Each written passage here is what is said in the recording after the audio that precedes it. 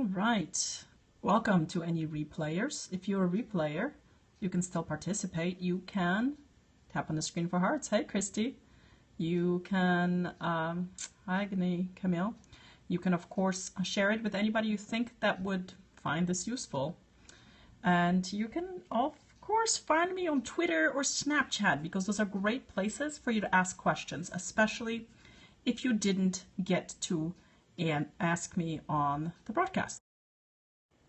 For those of you joining live, hello and welcome. Welcome to my twice a week Money Matters broadcast. If you're new to me, my name is Joannazarach, and I do a daily Money Habits broadcast. Thank you for the hearts. I do a daily Money Habits broadcast to remind people to pay attention to their money. One of the things that I'm trying to do is get more people to take control over the financial matters by sharing my expertise, by telling them what steps they can take today. Everyone can take some steps to start taking control of their money and to really usher people through their financial journey. So taking care of your finances isn't a one-time thing. It's not a one-year thing. It's not a one-month thing. If you truly want to be financially free and successful with your money, I really implore you to start taking steps towards it. So every day at 10 a.m. Central, I'm on with my Money Habits broadcast, and twice a week, usually on Tuesdays and Fridays at 5 p.m. Central Time. So right now, I do a Money Matters broadcast where I really dive a little bit deeper on a financial topic. And today, because we are in full-blown tax season, as we've been for a while, and taxes are coming due in less than a month now. I better get mine going. I want to talk to you a little bit about two of my favorite schedules. So you may laugh, but I love taxes. I've actually had a passion for the tax code since I was very young, when I started doing my taxes for the very first time, my very first paycheck. And back then I was doing the 1040 easy. All I needed to do was put my income in, figure out the deduction and, this exemption because I was dependent, and then maybe get a refund back, right? Because when you work, a lot of times your paycheck, the employer takes out taxes for you. So a lot of times people are looking for a refund. When I was in my early 20s, I took a tax course on Saturdays, because what else would you get on Saturdays? I spent full day every Saturday in a tax class. And so I feel I'm expert enough, and I've been doing my own tax returns for quite a while. I also volunteered as a tax preparer. I've never done it professionally, like I've never charged people money for tax preparation. But because I dive in deep as a business owner and as a person that has finances, I wanted to talk about Schedule A and Schedule C today. So Schedule A, so this is U.S. tax. So if you're not in the U.S. Tax code, or if you don't have, hi Lizette, if you don't have any interest in the U.S. where you're obligated to the U.S. tax code, this might be a little bit not so interesting or not so applicable. I think it's interesting. Hi, how are you? So Schedule A, what is Schedule A? So as you mature in your financial life, at some point you might get to a point where you go, wait a minute, I have a lot of financial obligations, and I'm doing great. I'm talking about taxes, one of my favorite topics. I swear to God, it is. So Schedule A is your itemized deductions. It is. It's like, I love taxes. You can't make me stop talking. I used to volunteer my Saturdays for like 4 years. Like every Saturday during tax season, I would go and volunteer with the Tax Assistance Program, which is a Chicago-based institution. It basically fills out people's taxes for free when they're low income. And I would just go and I would just do tax returns for people all day long for fun. Yeah, I know. Because I like I like using my skill to help other people. So anyway, back to Schedule A. So when you're filling out taxes, one of the things I encourage everybody to do, even if you have someone else preparing your tax return, please review your tax return. Especially pay attention to any non-blank boxes. That is the best way in which you're going to learn. And over time, try to figure out why the numbers are there, what goes into it. And so I really think it's important to understand how the tax code works, because as you know, in my big 5 wealth levers, income, taxation is number 2. That's how important it is. Taxation is one of the most important things you need to understand about money in order for you to build wealth, in order for you to retain wealth, in order for you to access wealth. Big part of the equation of financial freedom. So I find it so important for people to start paying attention to taxes. Don't be intimidated by them. Don't be. Just look at the form and say, what does it mean? Here's the thing, guys. 95% of the tax code does not apply to more like 95% of the people. You know, when we talk about the 1%, we don't just talk about the 1% of income earners. We talk about 1% of people who get exemptions from taxes. Most of the tax code has been written to benefit a very, very small group of individuals. And some of these benefits have over time been adapted to a greater population, like 401k deductions and IRAs. So I think people get intimidated because the tax code is so large. Just remember, most of it doesn't apply to you. Hi, how are you? Rados. So Schedule A. Okay, here's the things that I want you to, I'm going to flash the Schedule A on screen because I've been studying it, of course. So you can just Google Schedule A. Make sure you do IRS. Go to the IRS websites, do the PDF. Here's Schedule A. Look at that. It's itemized deductions. In every tax filer has to choose whether they do the standard deduction or the itemized deduction. And this is called the Schedule A. As you can see right here in the corner, it says Schedule A, Form 1040, itemized deductions. So part of my also teaching is to get you guys to get less intimidated by tax forms. So the main components of the Schedule A are medical and dental expenses. I feel like that's one of the most misleading things about medical and dental expenses may be tax deductible. Here's the thing. It is, but you know what? Break it down and let's get into it, right? Because I feel like let's not get intimidated because I feel like people are too afraid of the IRS. You know, we have done away with debtor's prison. Nobody goes to jail for it. The only penalties go to people who fraudulently, like people do, by the way, people do this. They're fraudulent tax returns. Most people are just not impacted.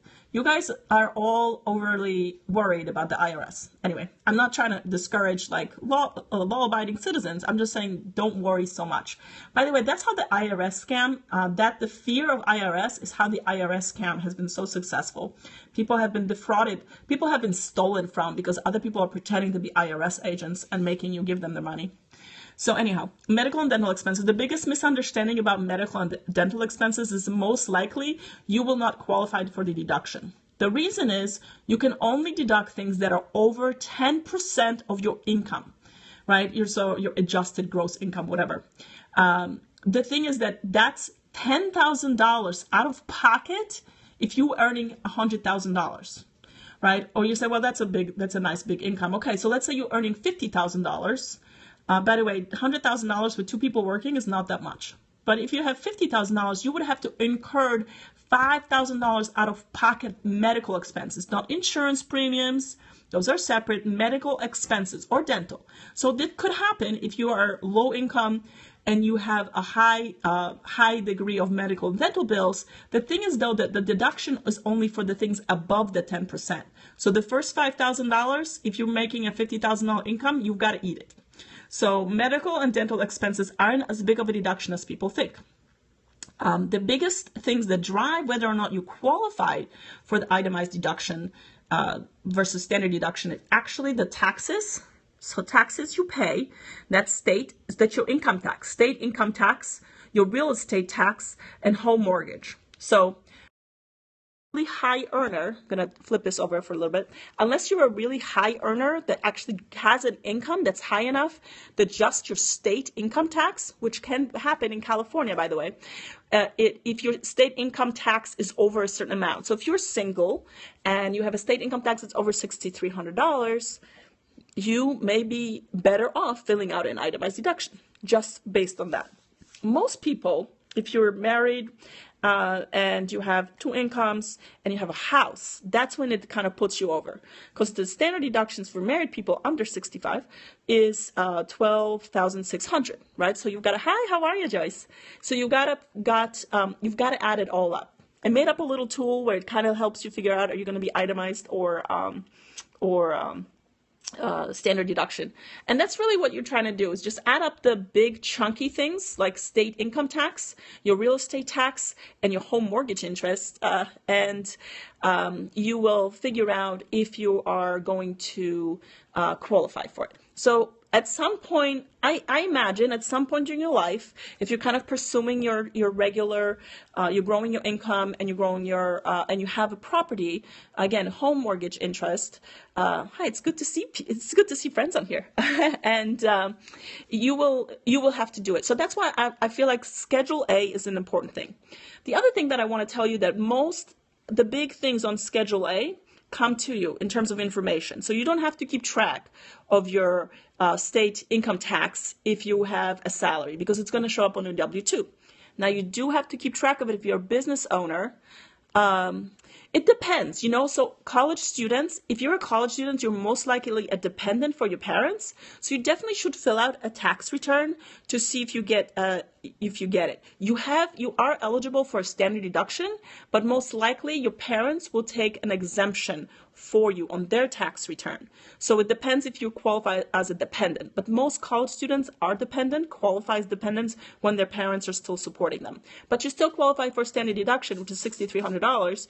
You should always fill out your taxes, especially if you've gotten taxes withdrawn from your paycheck. Now, if you work on work study, that may or may not, they may have the payroll system that's advanced enough that they're not taking as much federal tax, but you should fill out your tax return. And by the way, if you're a college student, MLM, I didn't use a schedule. Okay. I would think for MLM, unless they issue you a W-2, you would fill out a Schedule C, because they should have given you a 1099 and you have a bunch of expenditures against it. I don't know how much money you've made on an MLM, on the multi-level marketing, but to me, it's a business and it's a Schedule C, and we'll get to it. So Schedule A, but back to finish the college student question.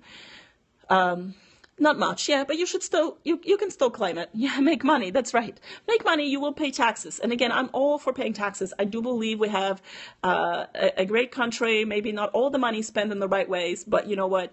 I'm a willing participant in the tax code. I actually quite enjoy all the benefits that taxes buy us. America, go America, right? I'm an immigrant, by the way, so I earned my citizenship. I had to do a lot of studying and work and applying to be a citizen. So they some of them do because of the payroll tax, and because they're not privy to some of the tax exemptions, right? Tax deductions. So that's why on Schedule A, so most of the things will come through it. Oh, by the way, student, I want to just finish my thought on this, on the college student. Go to TurboTax, Google TurboTax, and actually TurboTax, if you make below a certain income, they let you use their software for free. So you can immediately find out if you qualify for a tax refund, if it's worth for you to file a tax return. So definitely, if you're a college student, do the TurboTax online, and they don't charge you if you're below a certain income. So it's free because of the tax. There's there's a software called Tax Act, but basically the IRS made it like a deal for all these providers to provide free tax returns software to people below a certain income. Okay. The thing that most of the stuff that goes on the Schedule A, you will get a form. You will get a form with your state income tax.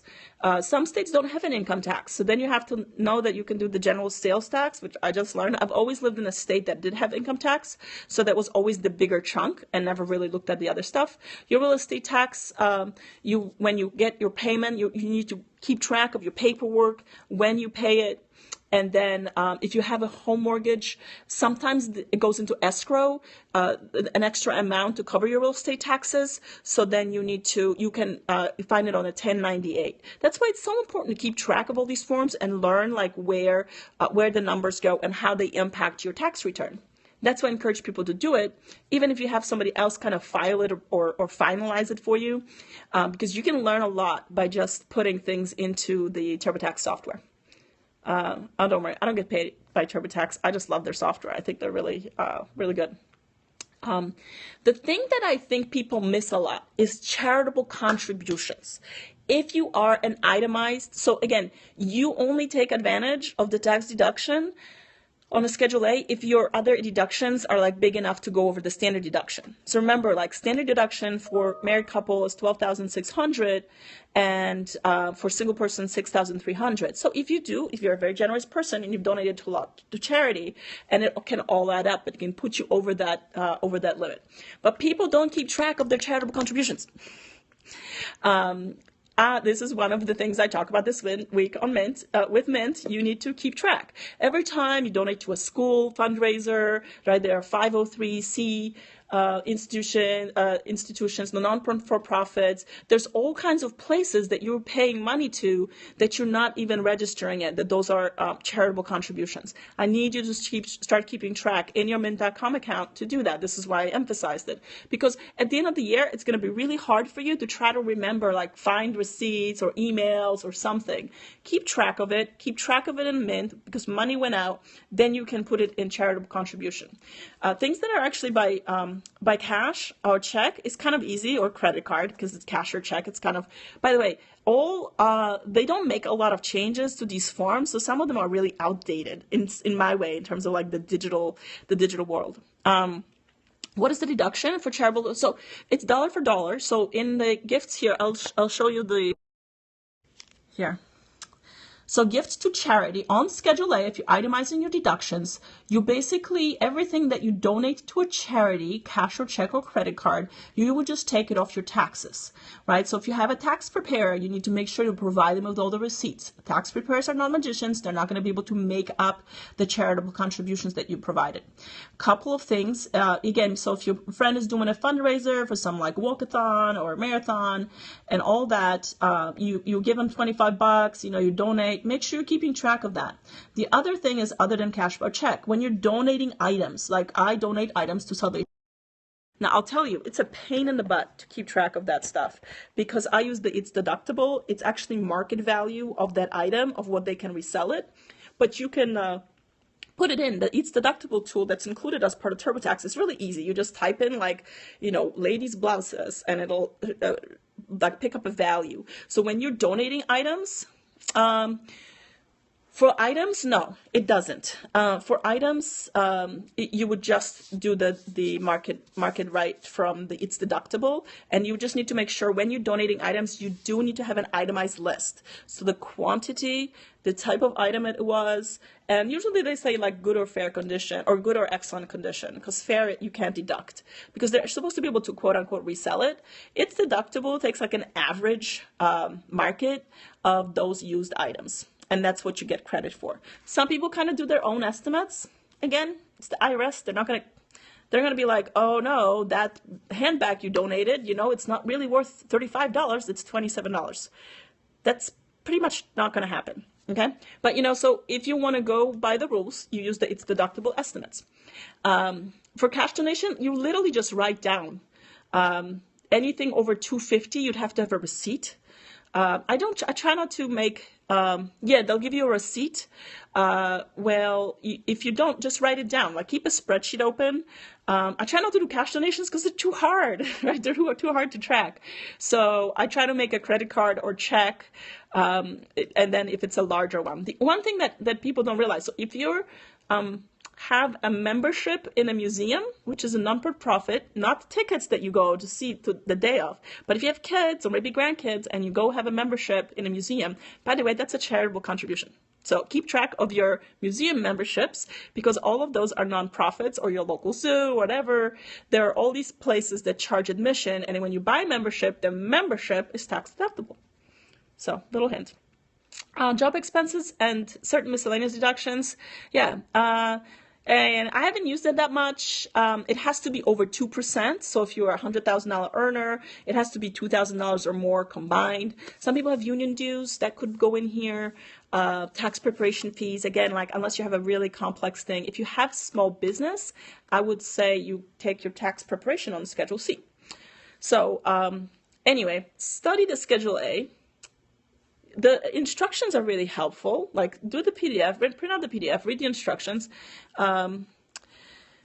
If your job doesn't reimburse it, and if it's for your business, then you would go against business income. So we're getting right into it because I have to leave in 10 minutes, which probably means I'm not going to be able to get over Schedule C, which means we might do Schedule C on Friday because Schedule C is one of my favorite things and it's more complicated. As I was going through Schedule A, I was like, Schedule A is complicated enough.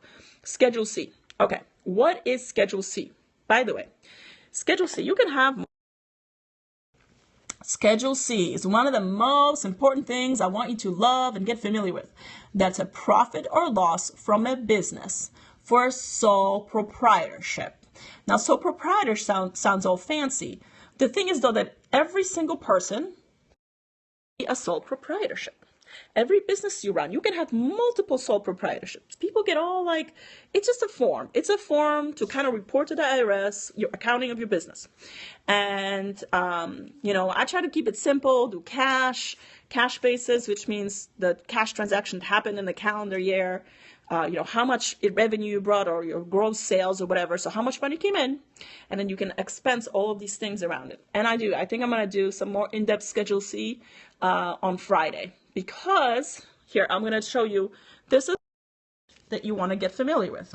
This is the magic of the Schedule C. It's the expenses. Besides the cost of goods sold, which is what it costs for you to produce the items that you sell or purchase the items that you resell, the expenses of your business are a goldmine of tax deductions. This is why being a business owner makes you much more aware of the tax code than anything else. And I encourage everybody to be a business owner. However small your business, become a business owner. You will be more invested in understanding the tax code. You will be on you will go over the barrier of being a business owner. Everyone should be a business owner. Even if it's just to sell $20 worth of stuff. Even if it's just to sell $100 worth of stuff. Be a business owner. Don't be a business owner because there's nothing else to do for you. Be a business owner while you have a job. Try it. 2016, be a business owner. And what makes you a business owner? Business ownership means you're trying to make a profit. Now, the IRS is gentle enough to let you stumble a little bit. Yes, the IRS will let you stumble for 3 years. They'll be like, you're not profitable. Keep trying. Because if you keep trying to claim something that doesn't make you money as a business, they're just going to be like, yeah, so you're actually going to have to make revenue because it's a hobby. So the IRS doesn't let people just take expenses off when they don't get any income, right? So make a legitimate business, figure out how you're going to get income. All income is money that someone else gives you for product or for a product or a service. So I think it's just such a valuable exercise to try to sell something. Try to sell yourself, just your services, you have some knowledge. Try to make a sale. I think it's fun. Okay, so one thing that I really love around TurboTax, here's what I want to show you. We're probably going to spend Friday doing. Yes, definitely before you start your tax return, you should read it. You should read Schedule C just because you want to know what's deductible. Because how do you know what you keep track of? It's all trial and error for most people. Here's the awesome thing about TurboTax. Okay, so that you saw the Schedule C just had advertising. Well, if you go into TurboTax, and I'm pretty sure I have the software, the disk, or the download, but you can see, look, here is what TurboTax does for you. See this? It tells you what are the types of things that go into advertising, right? You see business cards, you see the yellow page listings, web advertising, blah, blah, all of these. SEO and web traffic analysis, they have been updating it. So this is like a TurboTax thing where you can learn from TurboTax business travel, right? What is business travel? Here you're learning all about what is deductible. Hi, how are you? And so this is why TurboTax is such a great tool, because it actually helps you. This has been so invaluable. This is how I learned, by the way. Commission expenses, right? I don't pay commissions, so I haven't done it. But look, communication. If you're using your cell phone for your business, right? If you have Wi-Fi on your mobile devices, if you have some sort of internet, and again, it has to be for your business. So if it's partial, if you're watching, Netflix on it at home, it may not fully qualify. But you may be you may have video conferences services, all this like routers. Like think about all the things that you end up investing in when you have your own business. And this is what's great. So legal and professional fee. There is no minimum earnings. Oh, to flag the IRS, you mean? No. The IRS really has limited resources. They actually go after people who commit fraud. So one of the biggest things that the IRS looks out for is people who claim like earned income credit inappropriately, people who are filing fraudulent returns because they've stolen people's social security numbers. Like I feel like, you're legitimately keeping track of your expenses. The IRS really won't ever call you. Like maybe if you make a blatant mistake, and even then they'll just send you a letter. They'll be like, hey, you made a mistake. Can you fix it? And just go and fix it. It's no big deal, people. I'm not trying to minimize it. It's got to be stressful and you got to do paperwork. But you know what? The thing is, though, if you're legitimately running a business and you've by the way, if you interpret the tax law because you read something and you were like, I thought it meant it was deductible, then the IRS be like, it's not. And you're like, okay, I got to go fix it. And you pay the tax that you would have paid in the first place had you not filled it out. So I feel like people get really, really nervous about the IRS. IRS is just like a bureaucracy. They're like, did you fill out the paperwork? Did you do it right? Did you write it down? Sometimes people are like, oh, I have to keep track of all this receipts and stuff. A lot of times IRS accepts a logbook, right? Like mileage. You write it down. Basically, it says don't make stuff up. Legitimately spend money on things that you legitimately believe help you make income. That is a tax deductible expense. And it better fit in one of our categories, and we better not have disallowed it, right? Like a lot of tax law is that people were like, can I claim this as a business expense? And they were like, no. And so when that's in the tax law, that's specifically excluded because someone tried it. Sometimes people try it and they get away with it. But when it comes to tax deductions for your business, really ask yourself, did this help me try and make money? And if the answer is yes, then it's tax deductible, right? And so getting familiar with those, and again, if you go on TurboTax website, just by entering, opening an account, but you don't have to pay anything until you file, you can click on the Schedule C and you can figure out what all those things are. What are those supply expenses, right? What are types of things? And all of a sudden you go, oh, all of these things that I need for my business are tax deductible against my business income. And again, as you're starting up, you may have to make some investments, maybe new software, new computer, new stuff. It's important to get that business income because it'll really, really help you with the taxable deductions because it'll reduce your taxable portion of your profit. You still want to make a profit, right? Because you got to live off stuff and you got to sell stuff. So that's really the thing. But I think on Friday, because again, we're in tax season, I think on Friday, we're going to dive even deeper into Schedule C. So Friday at 5 p.m., Money Matters, gang, free round, whatever. Not really. They don't. You can do a setup purchases, just keep track of all the sort of startup expenses, usually in the calendar year.